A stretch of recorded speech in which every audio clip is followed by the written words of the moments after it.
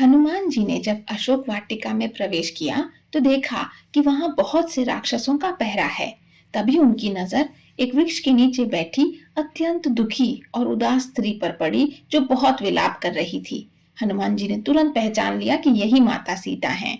वे एक छोटे से रूप में एक वृक्ष पर बैठ गए और चुपचाप सब कुछ देखने लगे। कुछ ही देर बाद रावण अशोक वाटिका में आया। उसने सीता जी को बहुत प्रकार से समझाया और डराया। कहा कि अगर वह उसकी बात नहीं मानेंगी तो वह उन्हें मार देगा। रावण ने सीता जी को अपने महल की रानी बनाने का प्रस्ताव दिया, लेकिन सीता जी ने उसे पूरी तरह से अस्वीकार कर दिया और केवल भगवान राम के बारे में बात की।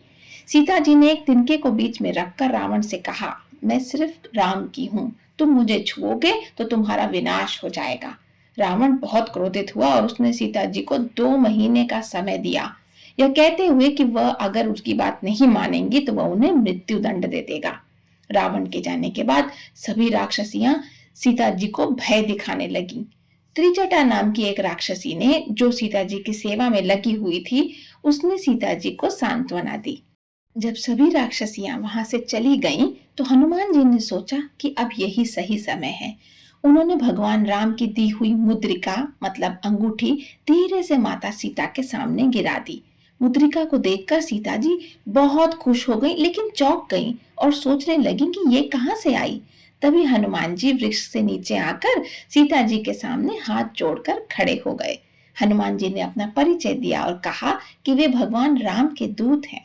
उन्होंने सीता जी को सारी कहानी सुनाई और बताया कि राम जी उन्हें खोजने में लगे हुए हैं।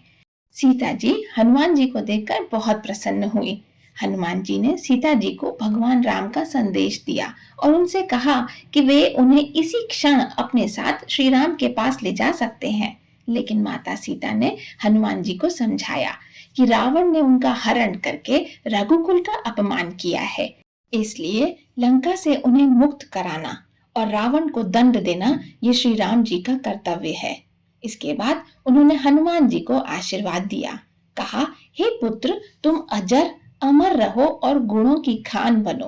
श्री रघुनाथ जी तुम पर बहुत कृपा करें, प्रभु कृपा करें। ऐसा सुनते ही हनुमान जी पूर्ण प्रेम से मग्न हो गए।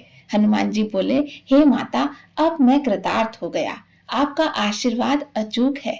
वे प्रसन्नता से बोले, हे माता, ये सुंदर फल वाले वृक्षों को देखकर मुझे बड़ी ही भूख लगाई है।